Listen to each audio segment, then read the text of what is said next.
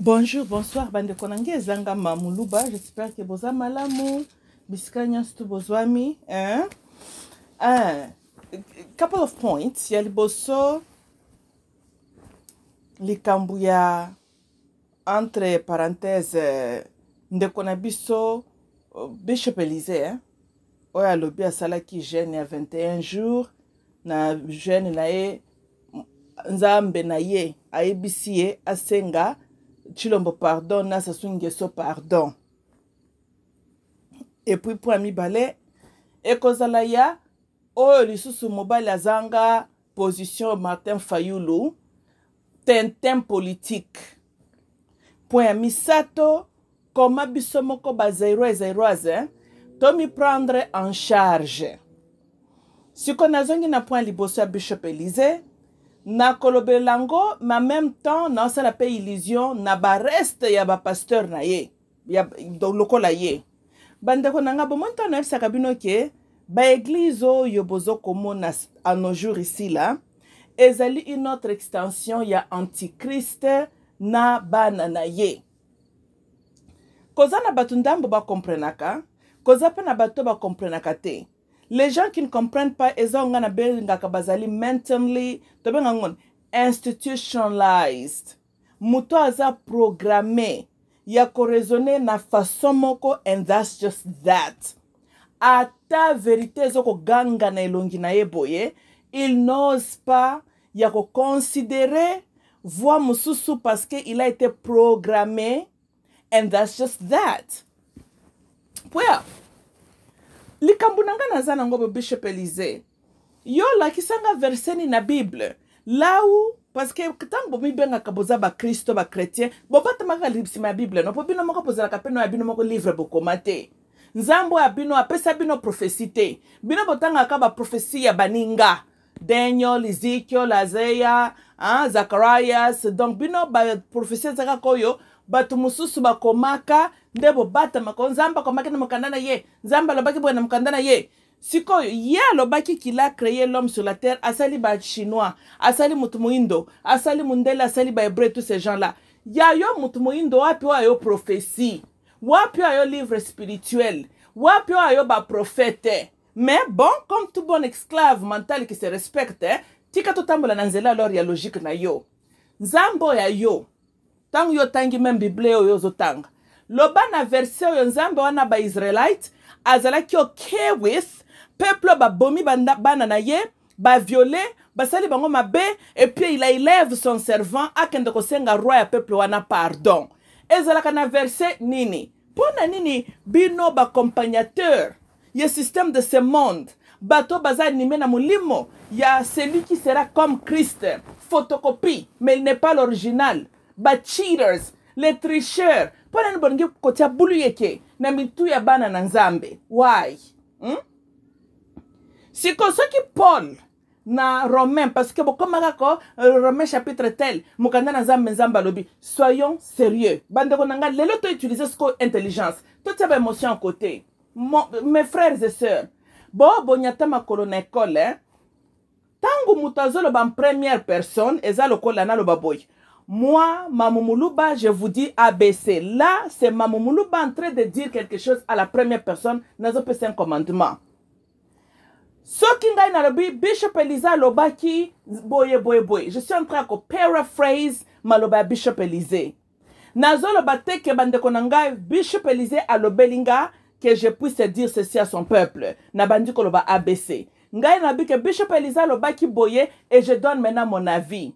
Ça, ce n'est pas la même chose comme être inspiré par Bishop Elise. Non. Nulle part ba écrit à Paul. Lokola Corinthians, ba Thessaloniciens na ye, na ba livre neto Paul la koma qui est l'auteur. Atikala kolobate ko akutana kina nzambe. O nzamba lobela kinga ABC. Na ebisabino non. Paul interprétaka selon ndenge compréhension na ye. Azo koma ba lettre ba épître na ye na ba différentes églises. Azali ko édifier.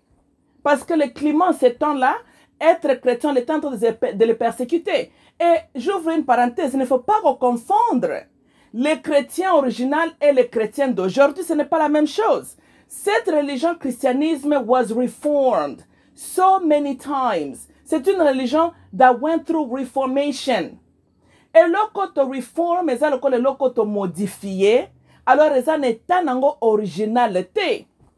Tout ce qui suit maintenant par après est koki kozala authenticité. Comment tu peux faire un argument, il y a l'autre authentique, mais issu de quelque chose qui a été modifié. Pourquoi on peut se faire un mingi bino ba soit disant ba pasteur hein? Et puis ça ba mbushaka bino na compagnie ni nyango. Ngana comme lettre na kende ko contester. A fire bino, hein? Yezu, oko fire batu na yoyo to kende ko ambusher ceux qui peut ambushaka bango wapi, hein? Kuna na Nouveau Testament ba épître na ba disciple, Matthieu, Marc, Luc, John, ba comment ba témoignage 2 siècles après leur mort. Mais ba lobio bazoko témoigner yo de makambu na yo, likambute lokola ba mona biso ba zoba tondi makaka. Mais kuna na ba épître ngo ya ba Marc na ba Luc na ba Matthieu Yesu. Si ba ndeko kende ko emboucher ba pécheur, boya na collecte bino ndenge ba péchaka bato. Boya ceci c'est là. Si ko bato lokola ba bishop Élisée oyo, ba mukuna oyo, na ba aventurer nyonso tozo mono Yesu. Ombushaka bango na mai nini na libongo nini olokotelaka bango wapi ezalaka na mai ya Nkamba na fleuve Congo na rivière ya Njili na lac Tanganyika yo lobela ngai pe na comprendre mai nini yo kendeki kolokota bango mais soki yo mutozwaka bango Yesu zongisa bango bisiko zwaka bango zongisa bango poto lembi bango boyo kuto kendeki kolokota kuna na ba rivière soki pe kota ba Bethlehem kuna batiaka biso buluye ka modèle yo te bien que bazape ba hotel ya bepitre na bango wana te comment mutakoko koma testament ya Matthieu 2 siècles après la mort de Matthieu nani mutakoma ki livre wana mais balobi Matthieu mutakomi likambute yazo beta ta mwa ba événement te zata na mwanzela mukie ba bishop oyo na ba archbishop oyo na ba pasteur oyo na ba évangéliste oyo tozomona lelo Yesu nani ambusha bango soki eza yo Yesu en tout cas moi j'ai Yesu moni makamunga na tele makana yo Yesu argument na ngana yo yango yo zwa batu na yo Yesu kende ko zongisa bango na ba mayo esika yo lokotelaka bango bazonga kuna comme ça bango ata lokola ba Jonas kende ko dindisa bango ata na ba mayi kuna bata ata ba baleine likambo nini na biso Donc, la bête de la terre, ce bête de la mer, donnera son pouvoir aux bêtes de la terre. La bête de la terre, le système de ce monde, de ces hommes peuvent venir, nde ba branche, soit disant l'église na ba pasteur oyo, ba ya ba embrouiller biso le peuple de la terre. Oyo likambia bête oyo uta na mai oyo. Bête de la mer oyo, bête de la mer.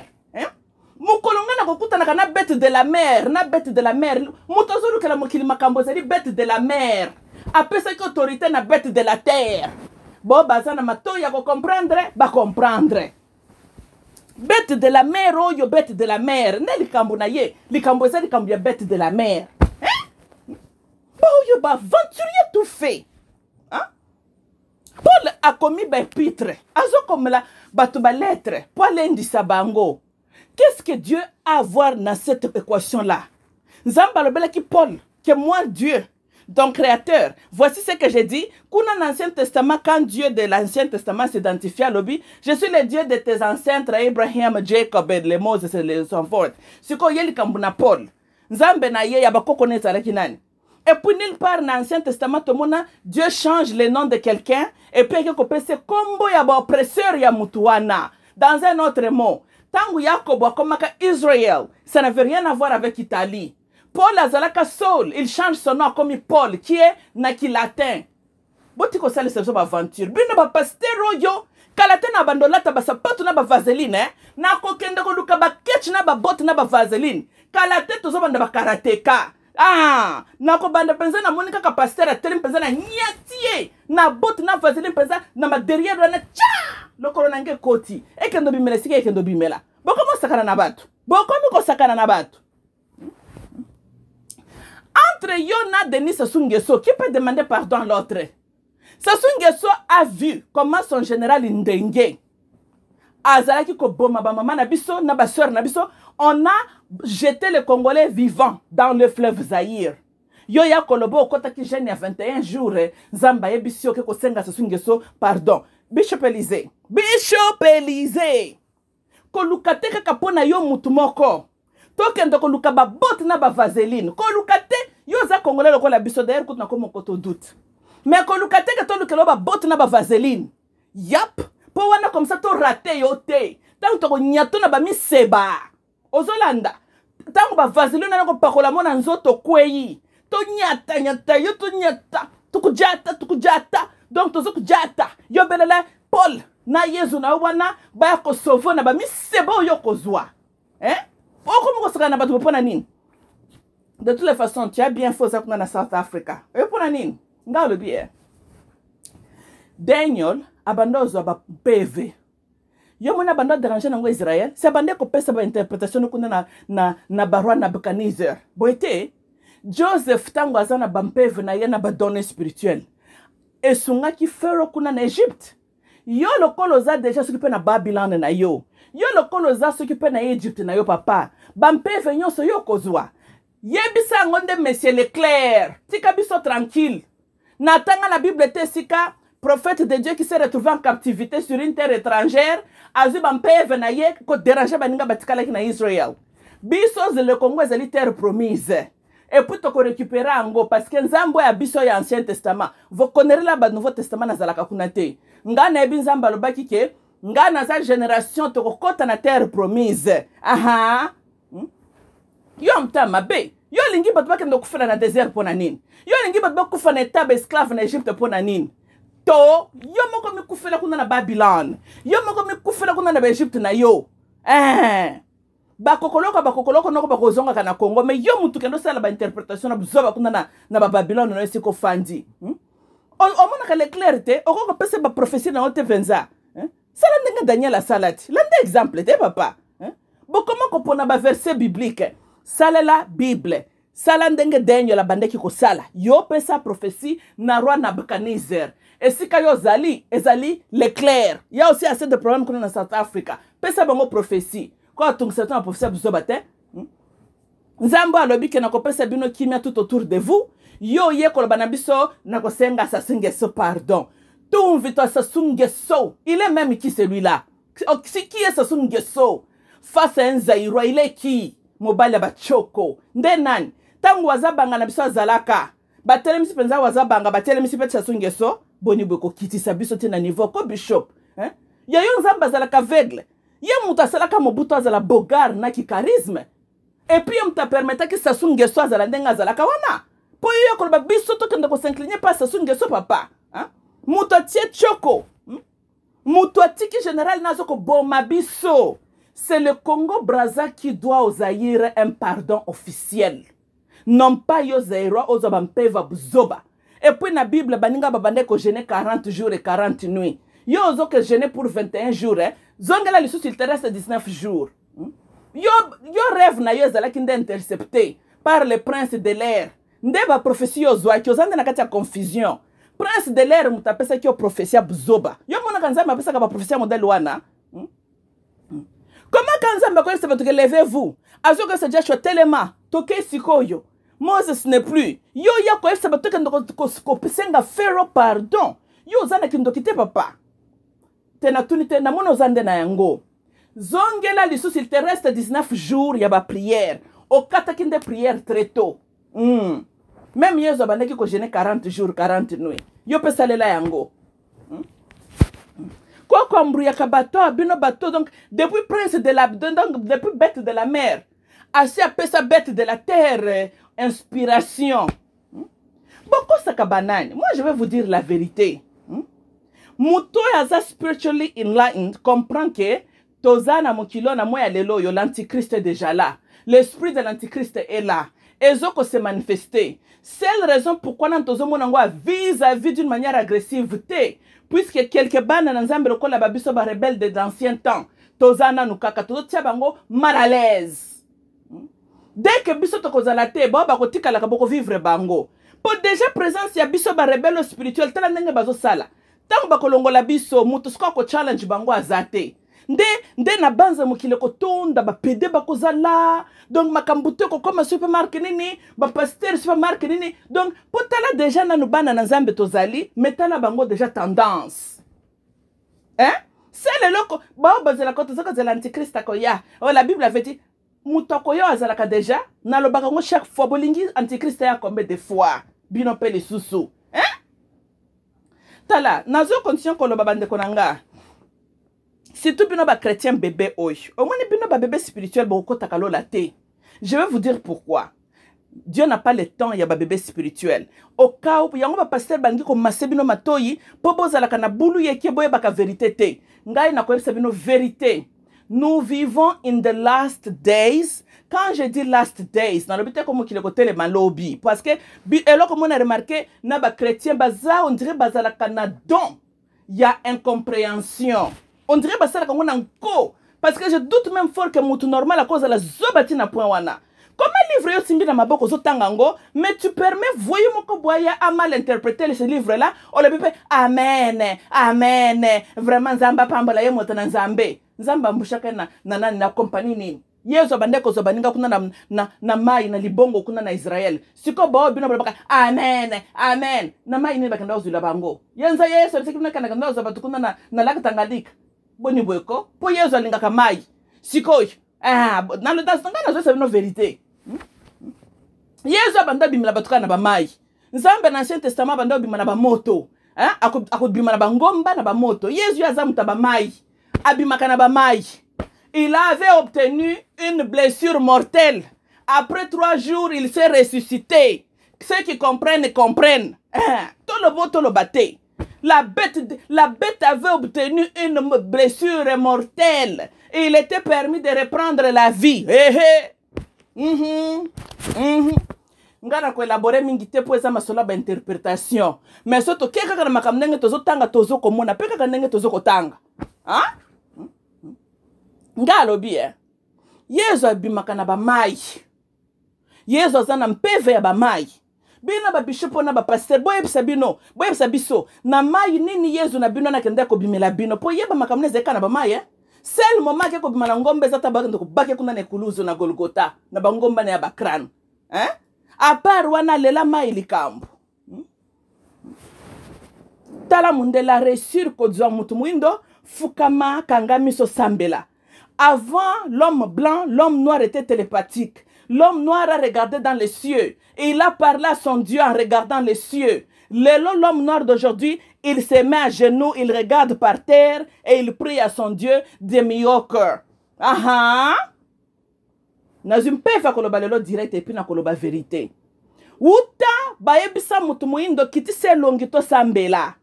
Mutu muindo pa zo mutu akoti sango entre ses deux jambes. Ti lelo alinga kote le misangote. Tele misa mutu nenga mobala tele maka. C'est quoi c'est? Yo kanzambe kuna na Ancien Testament zo samutu ketia mutu na ona se. Yo kanzambe na Ancien Testament zo samutu ketia bino na ona se. Non. Il a toujours dit lève-toi. Rise up. Prends courage. Je suis avec toi. À tous autres traverser les eaux, tu ne vas pas inonder. Même le feu, tu ne seras pas consommé. Azora bako banga mbunzu na bangote. Car oya yo eza plus fort que ya bango. Yo kanzambo nga na lingaka. Nzamba zo ko inspirer nga courage. Le Dieu qui me dit que tu vois les pharaons que tu vois, tu ne les verras plus. Le Dieu qui me dit que mais pourquoi pries-tu? Why? Il pose la question, qu'est-ce que tu as dans la main? Quels sont tes talents et tes habiletés? Qu'est-ce que tu as? Na oyoza nango wana. Na courage na yo, na kondima na yo. Frappe les eaux et l'eau va se diviser en deux. Et aucun Égyptien ne passera. Et aucun Israélite mourra. C'est comme ça. Ndenzambonga na yebi. Oh banzambo yo bamemeli bato yo. Ya ba genou na se, bilongi na se. Nzambo atambola kana ba mai. Nzambo asala ka batunda ba miracle individuel. Nzambo ya bossa na rumba. Kala bandeki ko matisa ba prophète moko apesi liloba tout un peuple ba bénéficier. Lelo ba yela biso nzambo yo ya 1 à 1. Et puis ba disciple na ye ko sala ka batu ba opération interne privée. Oyo makambo nzambo oyo ya lelo oyo. Oyo molimo na antikristo ya lelo oyo. Molimo atata wana abimaka na ba mai. Ya abimaka na ba mai. De toute façon, bobanga na bino pété. Atanga na otia munoko yo. Na ebi ke nazape peut-être parmi génération suko après biso ma voix. Pour déjà de nos vivants, tous mon ndenge makamozo kendet. Oya zana mayela miyebeli ke siècle kolanda. He. Le mal deviendra normal. le mal deviendra normal. Mais bino ba bébé spirituel yo, God doesn't have time for you all. Bokom comme matana ba neria batu bino. Yango même Satan linga bino te. Comment batu mobimba? On vous avertit que ma solo ezaboy, bozo tangeloko jour et nuit. Mais bozo continue ko kende bateau bas inspiré par l'esprit de prince de ce monde. Ba corrompre ba empoisonner makanisi na bino. Yango bongi ko telema bo bundela mboka na bino te. Yo bishop Élisée, parle un peu de Dieu, le kolo yo kotisi batu makambo ya Nzambe. Ngalo bien. Yo kakesika Dieu inspira ses prophètes de quitter leur pays sika mbitumbezo toka. Baza la ba réfugié quelque part autre et puis ba nekosenga pardon na ba oppresseur na bango. Ezalaka na verset nin. Yo un Congolais, un homme, tu as fui ton pays. Et puis tu cries, on est en train de violer nos mamans, on est en train de violer nos sœurs. C'est quoi d'après yo? Nani mouti falaka défendre la maman zaïroise? Nani mouti falaka défendre la femme zaïroise? Tes sœurs, tes filles. Les blancs, les rwandais, les soudanais ou bien kakayo zaïrois. Otikeli munguna territoire yo palanga nimbango un réfugié na mabele ya batu. Et là tu as cédé la place. Banguna bakota, baboma ba sœur nona bana, bazoma bele na bino, et des années plus tard tu as l'audace. Ya kwa kwa son zamba lobi, na kenda kasenga sasinge su pardon. Yebi sans zambe no wana, tosto timbela ye. Azana kane pete. Il est permis ya régner pour un temps. Ozana batuno boko saka. Babiso misuso tosto comprena bino kala. To yebi ke to cohabita kana bino. To yebi que les enfants de prince de ce monde boza déjà. Boko sabo boko saka. Mais ali pour nebi ke batu mingi basé esprit faible. Et vraiment, l'homme de Dieu, le bata mobutu soko homme de Dieu, homme de Satan c'est qui? Mais comment est-ce que batu mobimba bolinga ka komone sika Satan zalaka? Mais tant bino bokendaka na ba malongi na bino dimanche. Bolingi lisus balek sa bino quelle habitation Satan ta yo moko. Bolinga ka komone longi na Satan. Bomona ka été chaque dimanche bisika bino bokendaka na bomona ka été vraiment celui qui m'a vu a vu le Père. Quand vous voyez ces faux pasteurs ici, là, car vous êtes dans la présence de Satan. Quand vous voyez vos bishops ici, là, que vous voyez vos évangélistes, yo, lié Satan, dans les lieux des arides, non, non, tant que vous êtes dans vos sectes là, voici les yeux des arides, yangowana. Les lieux des arides, c'est la rendez-vous, vos personnages chaque dimanche. Et puis, christianisme, ezana bakoko se belé. Le temps ne nous permet pas. Mais botika kwa embrouiller biso. Botika kwa embrouiller biso. Hein? Comment est-ce que le 7e jour de repos de Dieu, normalement, ça tombe un samedi? On sait ça Saturday. Bokoti se biso na rythme ko sambelaka Sunday, le jour du soleil. Roi Nani, comment il s'appelle au mutu amasola Nouveau Testament? Roi Constantin, ne sais pas Constantine. Azalaka ko glorifier roi soleil, na yespe Dieu soleil. Il y a abandaki ko belle la christianisme pour des raisons politiques. Azana masolo ya nzambe te na mutema na ye. Pour des raisons politiques, eza makamompe en discuter une autre fois. Nda yaka sepelisa mato ya bato ye pa monaka Yesu amonaki ke ekulusu na Yesu. Mais même makambwana même ya croix. Bon, c'est un autre sujet, hein? C'est un autre sujet. Mais ce que na moi bongo, think again, think again. Think.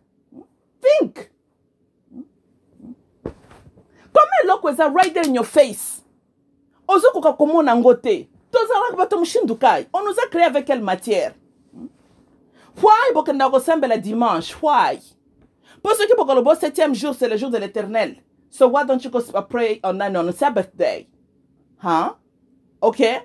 Boko na rythme na bino ko rendre hommage na soleil to mona kalelo. Le soleil ici la tikana boaka kaka mkie meza sujet na psa lelote. Ça ce n'était pas le soleil original. Ok, c'est lui qui a les oreilles d'entendre. Ayoka. Ezekiel, you know. Et tu étais le plus beau des chérubes jusqu'à ce que le mal était trouvé en toi. Et tu étais chassé des jardins d'Éden. Zongela sous livre Genesis Malamu. Or comprendre what the hell I'm talking about. Mais, ba mema biso na rythme ya soleil oyo. Ozolanda, abotika kwa embrouiller biso. Il faut arrêter ko botika kwa embrouiller biso. Nazote ya mteloko te nazana nga pasteur te. Oya za déjà na kati ya système, continue kozala na kati ya système. Puisque la vérité n'est que bana ya système oyo baza na leur objectif. Bayebi ke ba ke nulle part autre. This is their time. Et ba koti na makambutu ba s'infiltrer dans des églises, na politique, in almost tout secteur. Pona baluka bakokisa. Vous vous souvenez? J'ascendrai mon trône, hein, et tous les peuples de la terre me glorifieront. Je serai comme les très hauts. Bobo sanakamba bibabloko de botanga kanate. Botanga kango jour et nuit. Mais bozaka ceux qui botangi bokangi livre boti à côté. Quand un voyou vient, inspiré par le système ici, on veut parler l'Européen et la Kabiso Bible. So, d'où vient le nom Europa? Hello? Hello? Huh? Europa? You know? Yeah? Yeah? Écoute, pour ce qui nous concerne, bande konanga, bozongela nzambo ya biso. Hein? C'est celui-là qui a le pouvoir, et puis atiena katina yo. Le pouvoir, il t'a toujours appelé à être courageux. Nzamba commandé yo kendo se soumettre devant l'oppresseur na yo te. Pourquoi il faut yield pouvoir na yo et pas oppresseur na yo? Si kon nzambo abomaka ba égyptien, nzambo abomaka ba malakite, yo mtoko ko corriger ye, hein? Pona nini kokamata Paul un collabore même moko boazo kokoma ba épître na ye na ba église o yazo koma. Et puis ironiquement ba église yango ata makote na Israël. Kaka kuna ba kote ya ba Sicile, ce qui peut ba Italie, ba Romaine, ya bloko ne wana ba neko koma. Oute Bible banda Bible za masolo ya Perse, Arabe, Hébreu et les Africains. To moni kaka na makambo Nouveau Testament batu ba komeka ko bimela kuna na ba Sicile, na ba Thessaloniciens, ce qui peut na ba Romaine, ya ce peut bloko nini. Bishop Elise soki yo pozo aussi okoti na makambo système ozo sala na mokili oyo et ki ozoko ya tosto timbelio comme j'ai dit na yebike attache 1000 personnes bako kangai maybe 900 bako kanga à travers mais likambute Dieu n'a pas besoin d'un chiffre hein? Ata 2 personnes Dieu les entend toujours ata mabanga kokumisa nzambe même na bino audience nanga ata minorité nde ba comprendre makamamulu balobi. Praise be to God, c'est ça ce qui est essentiel. Poto matpeto kita la Bible est très claire. Toza na toza balekinzela. Oh yondeng, omani vi yondeng toza rakabande konanga mtako sabinote. C'est le prince de ce monde qui règne na vie tozali. Et il a un système établi. Même Yesu na bino bobele la kana Bible, Yesu pe satan c'est que oh nyonstu ezali yangai. Soko lingiango il faut se soumettre devant mon autorité. C'est ça la réalité bande konangai. Donc, ce que moi nanzambe mutemeza dugu na koweli sa poste ce qui pas compte na milieu ya système ya bato mukiloyo parce que il est chez lui azoko kende ko plaider bomengo près de son père à lui. Yo mwana nanzambe zala na mutema ya kokita. Dieu prévoira pour toi ce qui est nécessaire olia mukoleleki. Okola la kanzalate oko subkombaka na ataka ta mokote, il est toujours avec toi. Titango ngane kokoka azumoli mona yo zongi na yo. Mais ton cœur ne doit pas être branché na nyonso yo ozali komona lelo. Ceci dit, na lobite ke botika baya ko violer bino na mboka, bazoko bota la bino mabele po eza bomengo mokili. Bomengo ngo ya yoto ya bango. Parce que on dirait biso nazo comprendre zaka ba compréhension na comprendre kate, hein? Ceux qui balobi ke kotia mutema no eza la coller na système à ce monde te est-ce que balobi ke tika Rwanda kote la yo mutoya ko zoma bele na yo aboma yo salo nyonso ko sala nzambo atako na Congo yo linge sans nzambe qu'il avait commis une erreur. Je suis en train de dire n'enviez pas bato bozomona na ba télévision wana bo luka bo imiter bangote bazali ko jouer ba jeu visuel avec vous. Leur monde à eux, ndozo ko trouver na ba milima homosexualité na kati wana. Leur monde à eux, nde bozali komona makambo ya kosala ka ba minduki ko tangisa ba makila, bêtement sans cause ko bomakaka bato. Mwana eza ba idéologie na bango. Et puis bazon nga ba établir un système global avec un seul gouvernement. Et bana na bango bazala à la tête. Nde vision na bango. Awa ngai nazali kosala argument que Congo eza mabelo nzambe apesaka biso. Toko défendre Congo na biso. Bango ba européen bazela biso mukolo to kendo réclamer ba droit na Europe. Nde bazela pe biso to bunda na bango kuna. To bunda na makambo ya pai na biso na Zaïre na Congo. Bishop Elise, il te reste encore 19 jours ya prière. Kota sous prière malamu, kokisela ngo 40 jours komona ko kozoba vision malamu. Monsieur Martin Fayoul, en tout cas, Tant na lobaka penze o ezaka diaka bikongo eza na chance ya ba politicien te. Omoni de bopsanga ka raison. Donc mobile mobimbola tu n'as pantalon mais tu n'as pas les couilles entre tes jambes vraiment Martin Fayulu. Que ton oui soit oui, que ton non soit non. Oh je suis chrétien. Si ko parti na uti ko loba que ton oui soit oui, ton non soit non. Ezalaka na Bible na bina ba chrétien honnête. Osotaka verset wana. Voici ba verset élémentaire il fallait qu'on mémoriser. Si ko pendant qu'on se mémoriser. Tanga pe place ya, ne leur craignez pas. Je suis avec toi. Je te donnerai victoire en face de tes ennemis. Ni le soleil pendant le jour, ni la lune pendant la nuit. Tanga pe ba verset wana. Parce que comment mobile mobimba, tu n'as pas une conviction. Tanga pe, si tu es ni chaud ni froid, je vais te vomir. Tanga pe verset wana. C'est encore mieux. Moutoza nota na camp ya mabe, peut-être un jour on peut te persuader au changer camp. Mais Moutoza lokolo moko lokolo oh moza très dangereux. Posa na position te. Martin Fayulu. Yo depuis l'élection c'est salem to que de deuxième année angoy. Yo lo connu ne so le peuple congolais. Ceux qui réellement tu aspires de devenir un leader. Mais montre-nous de quoi tu es capable. N'y a-t-il pas assez de problèmes là na kati ya Congo yo? Okoki ko kitana sur le terrain Osimba na baninga. Bo banda ko sala misala to mona bayevra na bino to comprendre c'est quoi ta vision pour le Congo. Yayo musala kaka. Bitambola tambola. Soko zongi likambuno kaka vérité désir. Papa tu fais passer notre temps pour nani, notre temps pour nani. Hein Martin Fayulu. Yo lobi otangati. Kendo senga minerval no bazong selo minerval. Potanga ki malamu te. Zongi na sous-professeur na zongi selo minerval. Comment yo cause aloke université tangi? Et tu ne comprends pas que Moutosi a prêté serment, monde entier va reconnaître Chilombo président. Donc, il faut la belle élection qu'il y a. Yo kaki même batbalobia ceux qui makambia Congo et kendel nandenge ya ba brutalité quoi que ce soit, même les États-Unis vont rompre les relations avec le Congo. Donc yo olingaka Congo te. Yo lingi désordre bima pour investisseurs bakima et qui va en souffrir. Kaka bande kono ba congolais n'est-ce pas? Ceux qui balobi kozala ka muto ya Yaoundé, oh balobi uta Yaoundé. Mais Martin Fayulu, yo zana mtema ya chor. Ozana mtema ya un farceur. Ozana mtema ya mbindo. Ozali moins sérieux. Et crime ya munene zo pesanga sukanda makasi Martin Fayulu, tu n'as pas les couilles entre tes jambes. Au moins on pesanga tentation na lukana yeba qu'est-ce qui est là. Oui, parce que on connaît que c'est un incirconcis. Je peux encore comprendre Moutonana. J'ai fidélité. Le président qui s'occupe de le baka mobile mobimba ezanga base. Nga kutunaza mwana mwasi, mais ozo sentir quand même moi puissance na ba corde vocale nanga. Oh nyangala kata nazala kana kinga kati. Je m'appelle Joseph, ce que peuple connaît Kabila. Mobile mobimba donc vois ce qui peut marquer nin. Bamibalo ba excitaka basite wana bakabila wana. Can you imagine? Non, là je parle maintenant en tant qu'une femme. Can you imagine on sonne balle dans téléphone? Yokuna ça va chérie? Oui ça va Jardi. Nous avons fait ceci. Oh, nazo solana momi lokola ngato no solana dio. Ça c'est quoi ça? Oh, tala bambali msusu.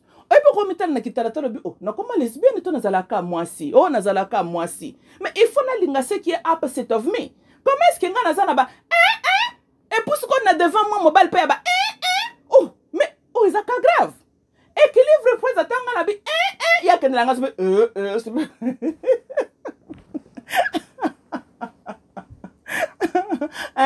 puis moi équilibre. On peut voir que ici la femme est en train de parler, l'homme est en train de parler. Na kinga kati kuna quand on parle il y a la confusion totale. Et manque hormone na masculine na mwana wana yaonga na mwana ka mutone fo ezala zaka na chishoto.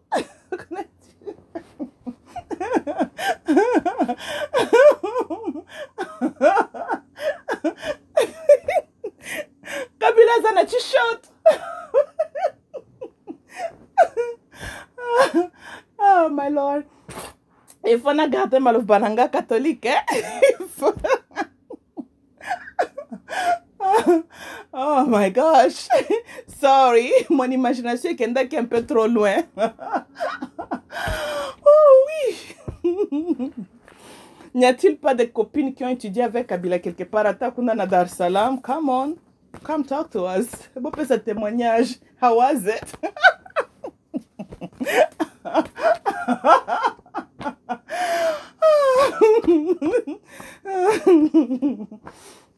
Bolimbisa. Kasi kabino mbali botonga biso. Te biso baba sotonga pe bino.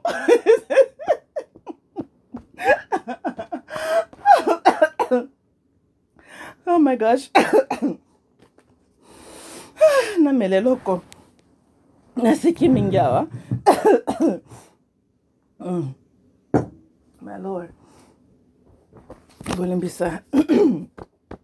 Il y a une femme a aussi des imaginations. Je suis une femme naturelle. Hein? Na mamulu ba menaza peka que natural woman. J'ai aussi une imagination. Hein? Matin failli hein? Ok, je laisse ce point-là pour nos imaginations. N'engezo kende kaka. Tozongel na makamba politique. Seriously. Oebio bonatiki ka dossier na yo. Po dossier nozo memanga kana nzela wana. Yango na biba na basi na kati ya Kinshasa vraiment. Boyo bokendaka quand même rencontre avec Joseph Kabila. Boya tana ba témoignage non binope. Bana mabe hein.